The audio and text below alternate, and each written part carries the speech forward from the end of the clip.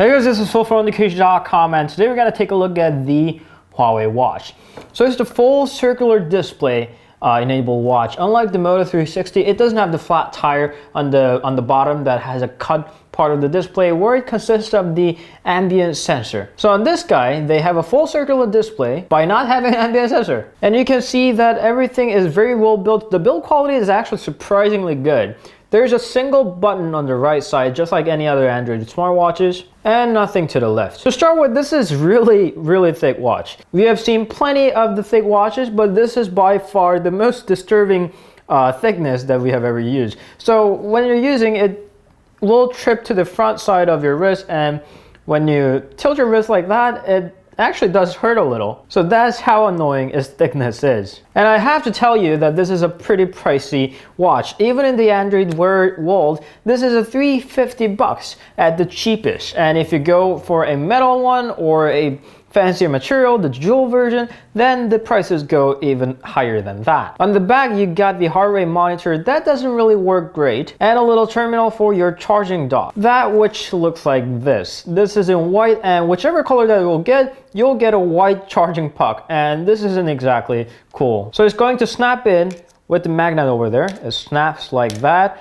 and it's not 100% accurate all the time, so you will have to do this a few more times to make it work, which is pretty disappointing, thinking that even cheaper smartwatches like the Gear S2 Classic or the Gear S2 have their own wireless charging dock, and even the first generation Moto 360 did too. So you can just put that in, and it has a nice little cradle for charging.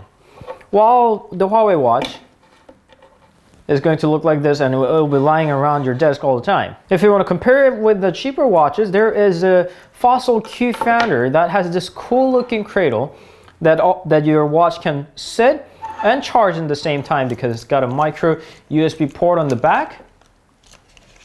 Whoops, over there.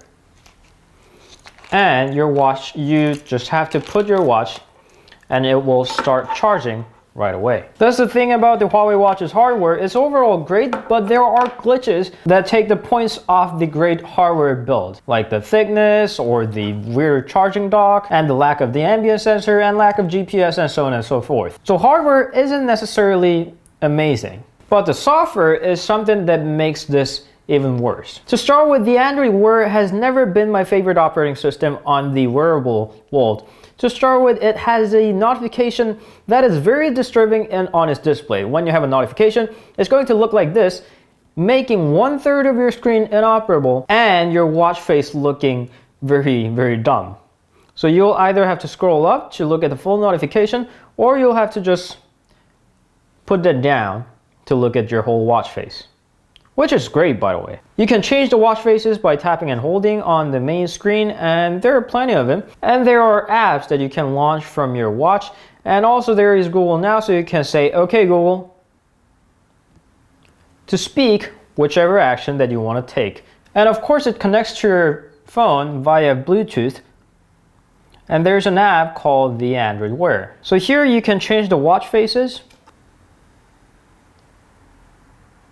or download some more apps that are enabled with the Android Wear. There are a few, but after you scroll to about the dozens of the list of the apps, there won't be much that you will need every day, so don't bother just exploring around the Play Store.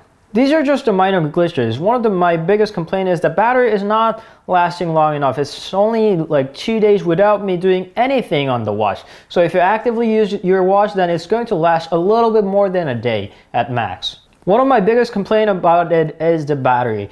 It lasted 2 days without me doing anything on the watch. So if you actively use your watch, it's going to last slightly longer than a single day. And also the Android Wear itself is not very responsive. So while it has pretty good hardware, its touchscreen actions and overall the whole interface is very hard to navigate and understand. Yes, there are apps, and it's better than the Gear S2 Classic where they barely have any apps. But the apps themselves are very inefficient and very, say, bad in the way of delivering information. This is what I always say about the Android Wear devices. They are not going to sell these if they don't fix the Android Wear in total. Google really has to take a bold action to this. Android Wear, as it is right now, after tons of update and is now running Android Lollipop 5.1.1, isn't good enough as a wearable. I'm not expecting something revolutionary like the Gear S2's rotating bezels. Of course, that'd be great, but I don't even expect that from Google.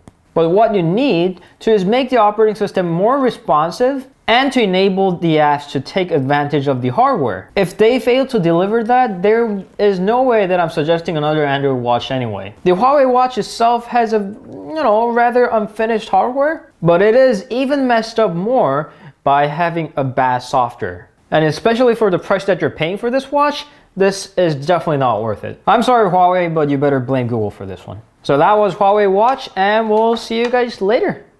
Ciao.